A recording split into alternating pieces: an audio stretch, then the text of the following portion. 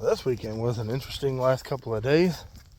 Well, it's Sunday now, but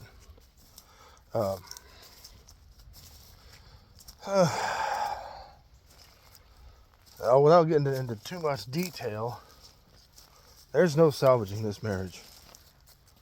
I've tried to be as kind, considerate, and giving and forgiving as I possibly can. And it's all been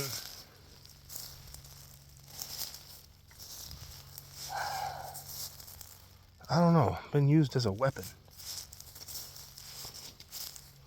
In a previous video, I stated that she has a dating profile.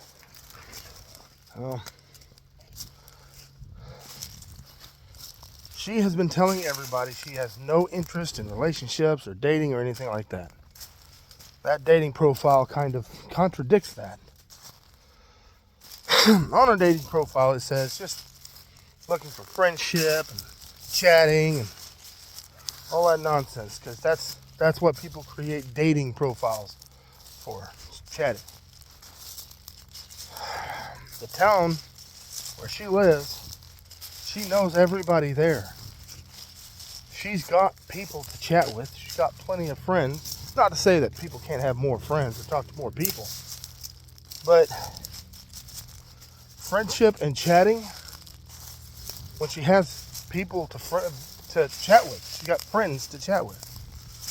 I just find the entire thing suspicious.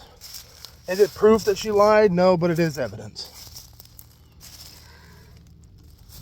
Because there's a profile on a dating page. It's for dating. She just wanted friendships and chatting. Then she'd just go to Facebook groups or something like that. Anyway, I'm rambling now. So, I can't keep doing it. I cannot keep chasing someone who is not only running away from me, but looking for somebody else to chase them also. I know that sounds hypocritical because like I said in a previous post, yes, I did cheat on her. But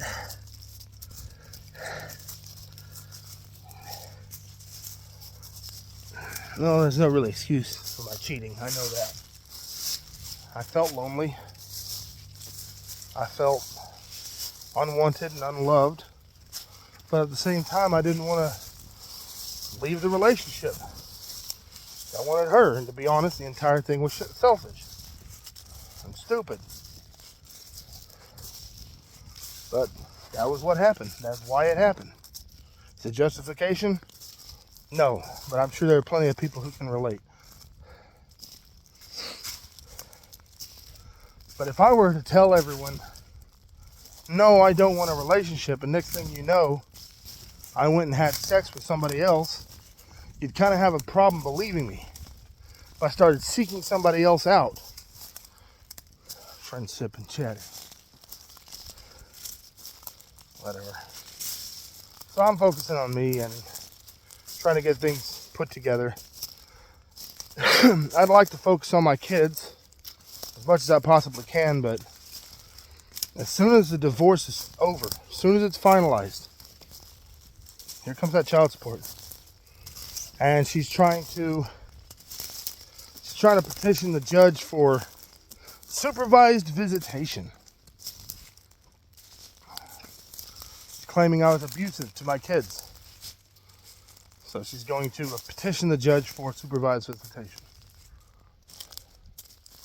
If that does go through, if the judge says, yeah, okay, I can see that, and that happens, I will have to pay money every single time I want to visit my kids.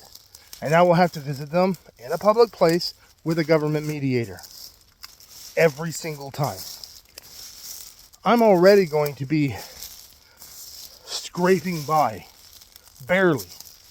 There will actually be some bills I won't be able to pay. Just on child support. Just because of the child support.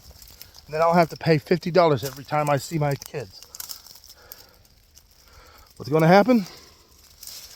I won't be able to afford to see my kids. And as a result, she'll use that as an excuse to take my rights away completely. Well, he's not present. He doesn't want to see them. When it's really her fault that I don't get to see them. So, yeah. I'd love to build a great life for my kids, but that's not going to be an option. That's what I was trying to do before she told me she wanted a divorce. Before everything happened. So, anyway, I'm going to try and rebuild my life as best I can. Yeah, this YouTube channel is kind of catalog my recovery and to hopefully help somebody else follow a trail that leads to a healthy mindset. Because sometimes it's not enough to just be told this is what you should do. Sometimes you got to see it. You got people like Andrew Tate, they'll tell you, well, this is the way you should be, this is the way you should be, and that's the way you should be, and that's fine. There's nothing wrong with that. And for the most part, they're right on the money. But if you don't see it, if most people don't see it, they're not going to be able to follow that line of thinking. Because the hardest thing for any person to change is their mindset. Because your mindset is based mostly on your past experiences. Of course, your knowledge of how life works. But you need to see it.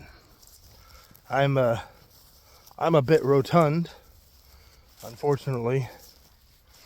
When I met her, I was 190 pounds. I gained 100 pounds in the first... No, I gained 50 pounds in the first 2 years, and the next 100 in the 2 years after that. In the next 50, sorry.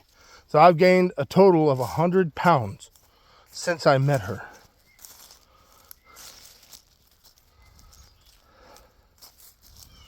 I spent most of our marriage in a deep depression, filled with intense self-hate.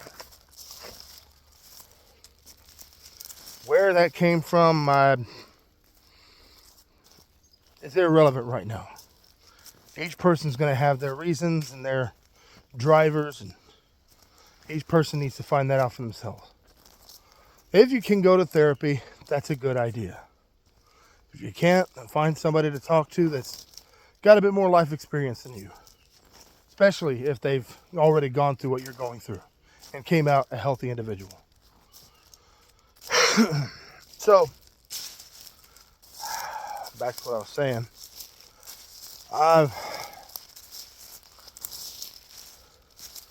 I've come to the conclusion the only things I should be focusing on are building my finances so I have something to leave to my children when everything's done, whenever they're old enough, and so I can afford that child support that is inevitably going to devastate me, and to try and keep to myself as much as I can. There's going to be a whole lot of healing that's going to be required for exactly that. Because even though I don't really like dealing with people very much, I really don't. I'm not a people person. Give me a second. Actually holding my phone for this. Anyway, not really much of a people person. But back in the day, back before everything got really bad, I'd walk into a room filled with people I know, and you'd hear me joking and laughing, and you'd see me playing and being goofy. That was who I was. Playful and goofy. The person's gone.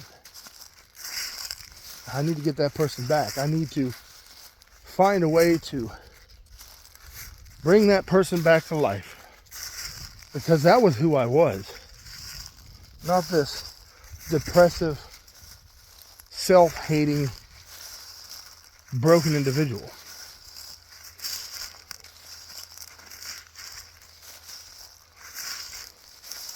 I barely laugh anymore.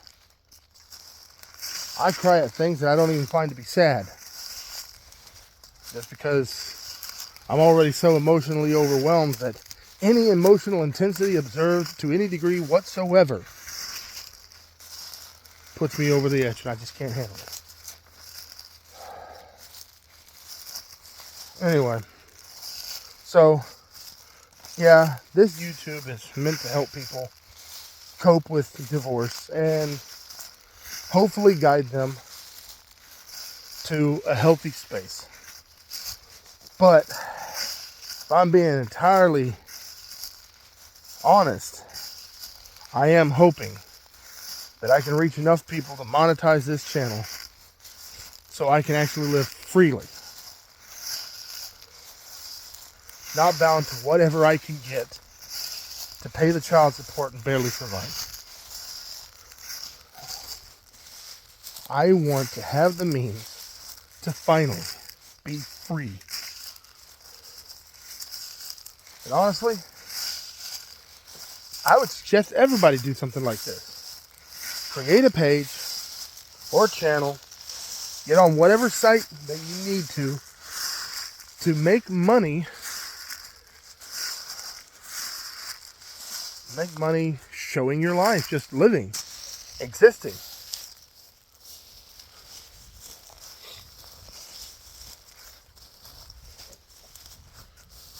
I'd encourage everybody to do that if you can. Sorry for the sunlight. It's early morning and that's east.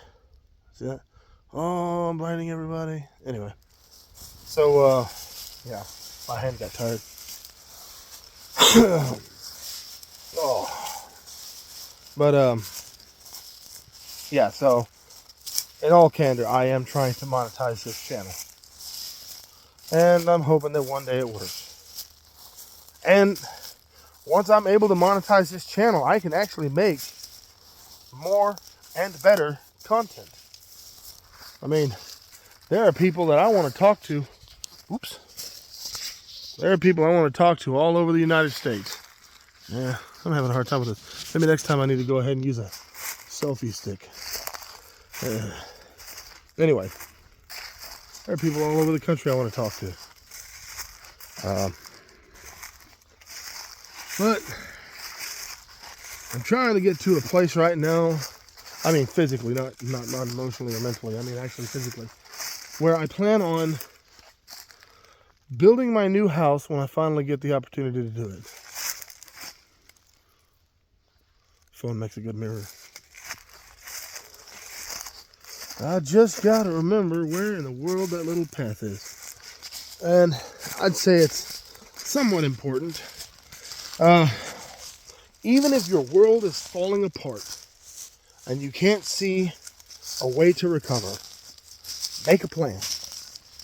Try and see that plan in your mind, like a picture.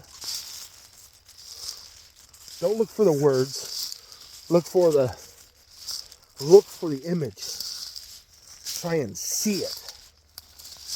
And then they call that visualization, and that's something to be serious about. Visualize it. See what could be there as though it already is. You know, the funny thing is, you read the Bible and all that stuff, and it talks about faith. Says, see if I can remember how it actually says it. Faith is, oh my goodness, this is my memory.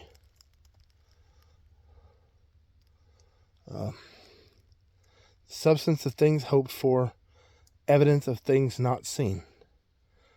And that's a bit further than visualization, but the idea is still there. Create your dream, create your goal, and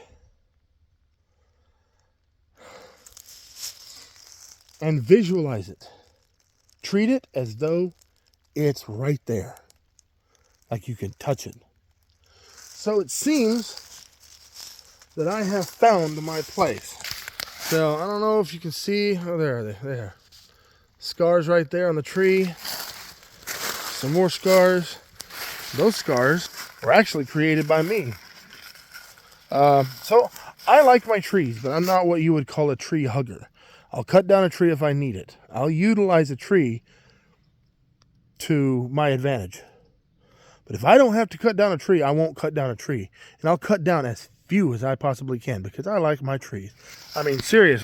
How in the world can you not like this? So, I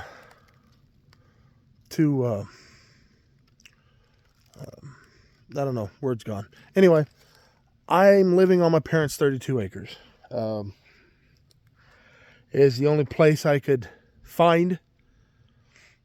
It's not the only place I could find that would take me in, but it was the only place that I could find that would take me in that would be comfortable for the people living there. Because there are plenty of people who would be perfectly willing to take me in. But I didn't want to inconvenience them too much. Living here, I could pitch a tent in the back of the property where I'm standing right now, a quarter of a mile away, and be just fine. And I wouldn't be inconveniencing them at all. But this is where I plan on building my cabin. A little backstory on this little location, the reason why I actually had to find this one and why it's a very specific place. I used to go camping with my family here. I'm standing right on top of the old fire pit. Right in front of me right now is where I pitched the tent. My wife and my kids, we all laid in that tent together. I'd hold my wife while we slept. There are a lot of good memories here. And that's the worst part of all. If all the memories had been bad, it would be easier to let go. But it's the good memories that are haunting me. It's the good memories that make all this so difficult. She's trying to convince everybody that I was abusive, and like I said, I did do some things that were a little on the abusive side, and I hate it. But I recognized those things. I apologized. I acknowledged that they were wrong, and I changed my behavior. But it didn't matter. I'm still alone. And on the subject of alone, last time we talked, she was screaming at me over the phone, all related to a post she made online. One of the things that she told me was she felt like I put everybody above her because anytime anybody needed help, I was there to help them. Which even now, I'm not going to apologize for that. Because somebody needs help, you help them. If your wife, your husband has a problem with it, then they actually don't care about other people. They only care about themselves. I didn't neglect her at all in order to do any of that. I didn't neglect her. In fact, I never neglected her. I made sure that whatever I had, whether it be time, energy, or money, I made sure she got most of it.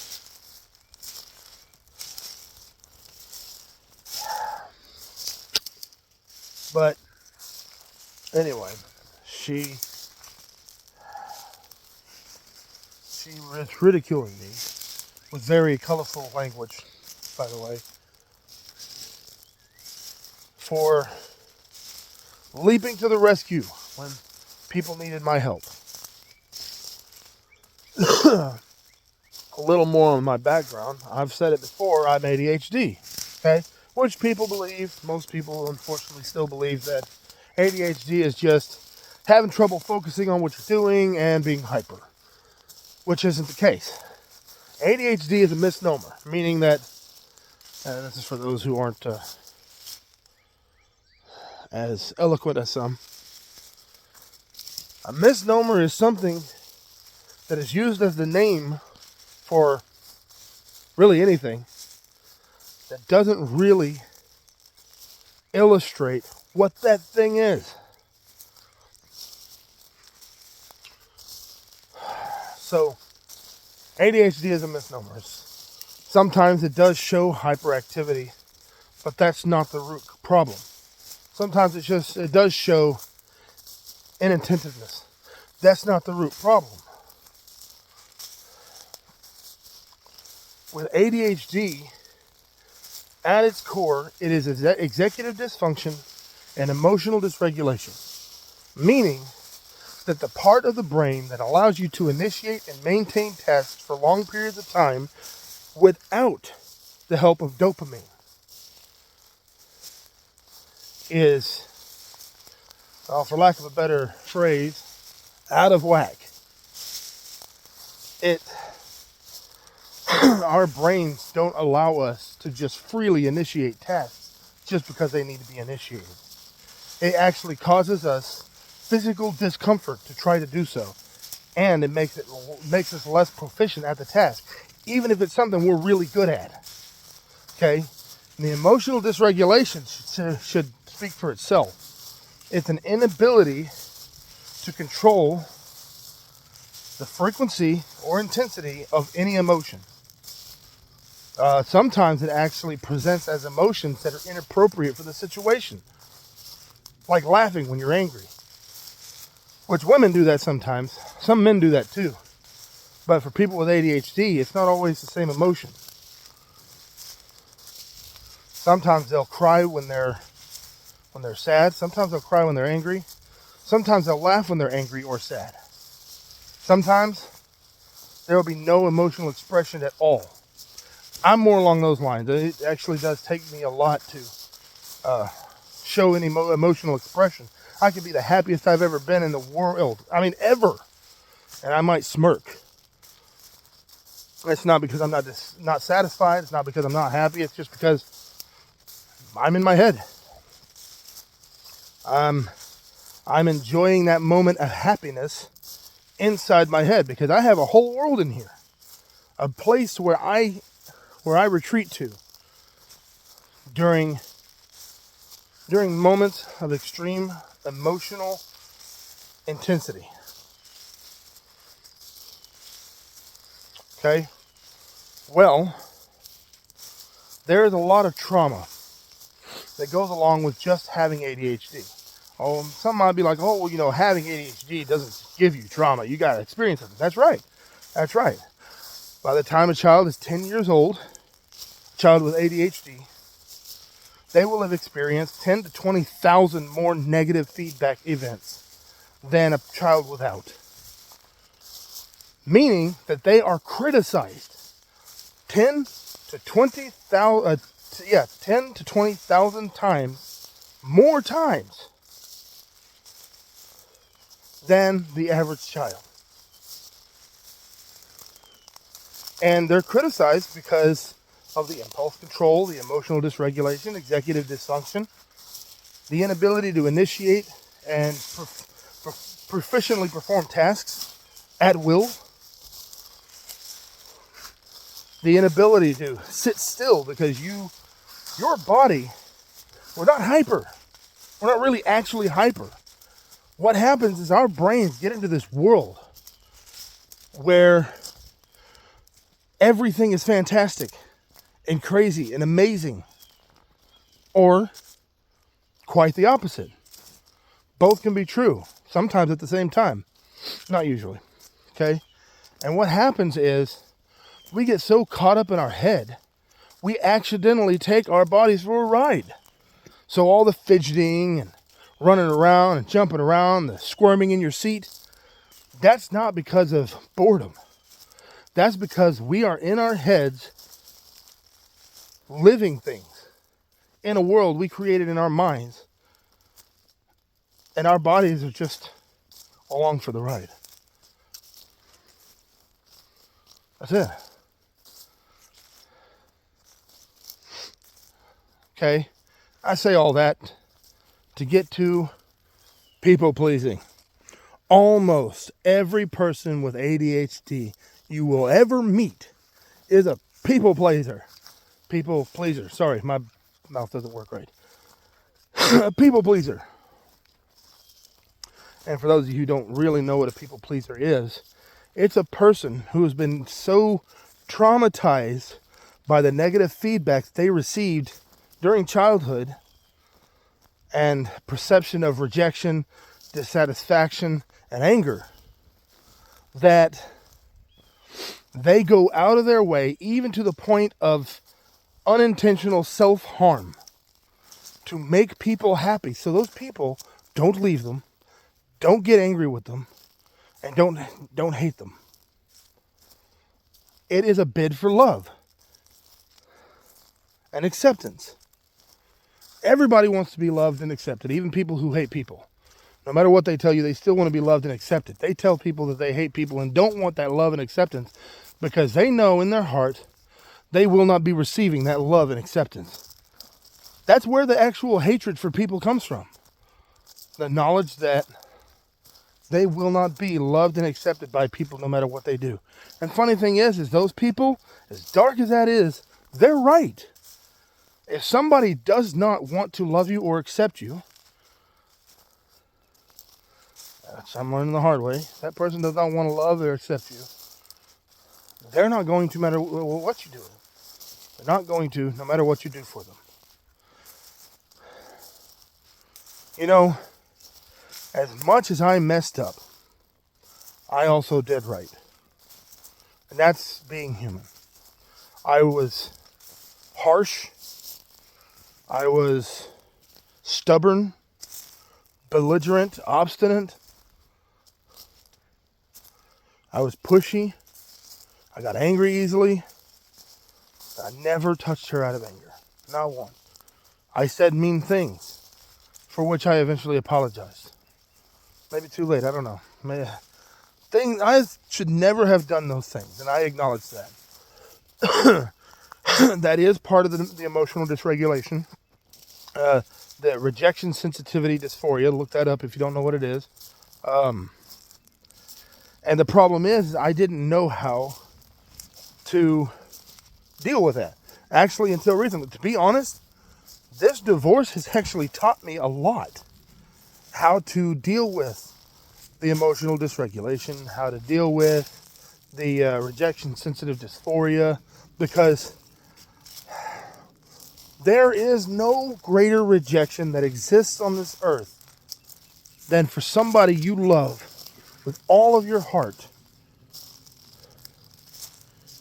turning away from you, especially after you've dedicated so much of yourself to that person. But I've sacrificed a lot. My body still aches with the consequences of my sacrifices. I have lost friends because of the sacrifices. I have done and said things that no human should ever have to do for another, just to make her happy. And it really never did. That's why I'm getting a divorce. Actually, why I'm getting a divorce is because I acknowledged the messed up things I did, and I searched out the things that caused them that are inside of me. Because regardless of how crappy your behavior is, there is an internal reason for it. Don't go searching outside of you to find out why you did something. Because I can blame my wife all day long for cheating on her. But ultimately, it's my fault. Look for the problems that you're having inside here, not out there. Because it's your fault no matter what somebody else has done to you. Because you get to make the decision. You get to decide what you do. So I did a lot of healing. Didn't heal everything I needed to. And unfortunately, that wasn't helpful in healing the relationship. I did do a lot of healing. And then I turned around and I basically challenged her. I demanded that she do the same thing. And that was the wrong approach.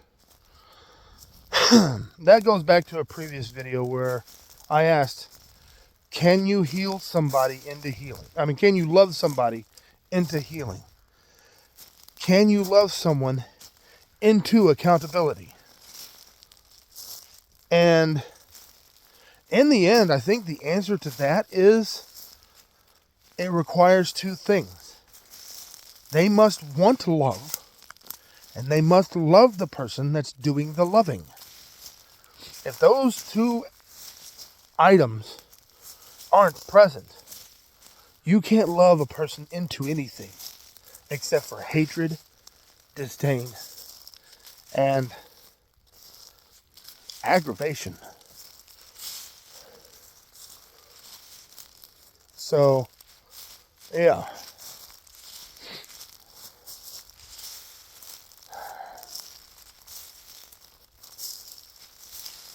Work on yourself.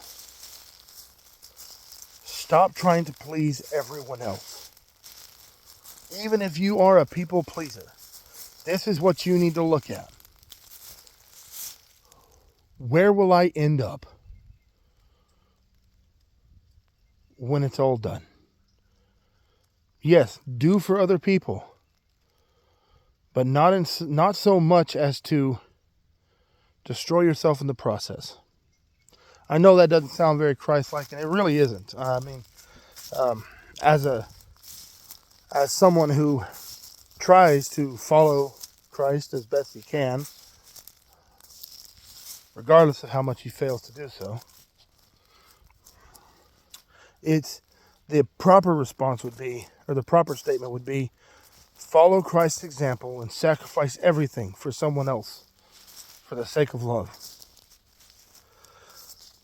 But the problem is, people also forget that there were times that Jesus himself, God incarnate, the Spirit of God in a physical body.